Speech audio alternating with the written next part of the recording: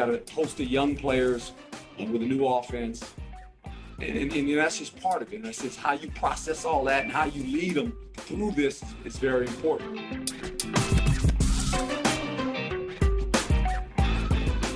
Some said Tempe would freeze over before the Sun Devils lost in a home opener game, but by the end of Saturday evening, it was close to 40 degrees, and ASU lost 25-18 for the first time in a home opener game this millennium. Zach Keenan here for DevilsDigest.com, trying to use Herm Edwards' weekly press conference to make a little sense of an 0-2 season that hasn't gone the way any of us envisioned. I thought we were slow early.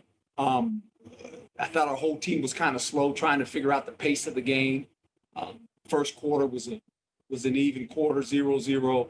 Their second quarter all season, UCLA has been their big scoring quarter. And they got a lead on us. Quarterback made some plays with his feet. The runner made a couple nice runs for them. Offensively, we struggled a little bit, just connecting and trying to hit some passes.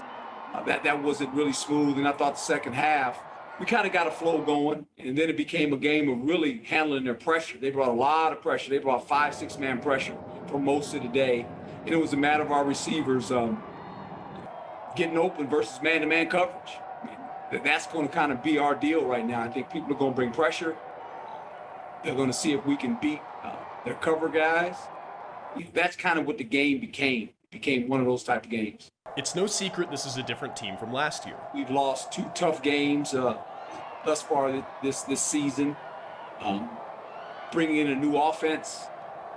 Obviously, conversation I had with Jaden earlier is that, we don't have Brandon Ayuk here. Brandon Ayuk is in the NFL. He's a first-round pick. The veteran receiver is Frank. And 4 weeks without a down of football left the Sun Devils weary. We were a little fatigued in the first quarter on both sides of the ball. You could see it in the players. And then it was just a matter of getting into feeling the game speed again.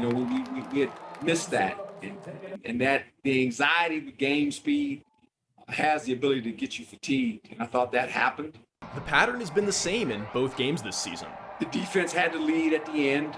Although there was 4 minutes, we had to lead by a point. There was 4 minutes left on the clock, and we couldn't find a way to get off the field. The offense had the ball at the end to go, and we had 2 timeouts in our pocket to go down the field and maybe score and get it tied up. That's what we are right now as a football team, not be able to finish things on either side of the football. As always, there's a positive side. Zach Hill's offense is starting to make sense. I think it's still work in progress, and that's what it's been. And I think for Zach, too, getting familiar with the players, how he wants to call the game. He's only had 2 live games. And his creativity is shining through. There's a spot in the game where you feel like maybe this will work. And it all has to do with how you set up things when it comes to trick plays, right? I mean, you got to set them up. And at that point in time, it was a good time for it, right? It was good. It was a good play to run. We got the right front, we got the right coverage, and it worked out. When they don't work, you go, why did we run that, right? Why did we run that play right now, right? That's what everybody says. Even I stand there sometimes going, really? But hey, it worked. It was fun to watch. The defensive line's play was very strong, highlighted by juniors Tyler Johnson and Jermaine Lowell. Tyler did a great job of rushing the pocket and keeping the quarterback contained and made some plays. He is one of the bright spots on defense right now for us as far as rushing the quarterback, getting to the quarterback. He made a couple plays in UCLA games, one-on-one tackles with that quarterback. Very difficult to do. You guys watch the game. He's a handful of space. Tackle by Jermaine Lowell. Unsung hero inside. And, he's getting a lot of double teams at times as far as in passing situations. But he's always in position to make the quarterback uncomfortable. With tentatively 1 game left in the season, it's a big one. They have not won a game. We have not won a game this season.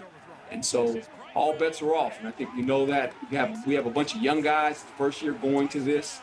We're trying to give them little pieces of what this game really means. The Territorial Cup is a deeply rooted rivalry entrenched in Arizona history.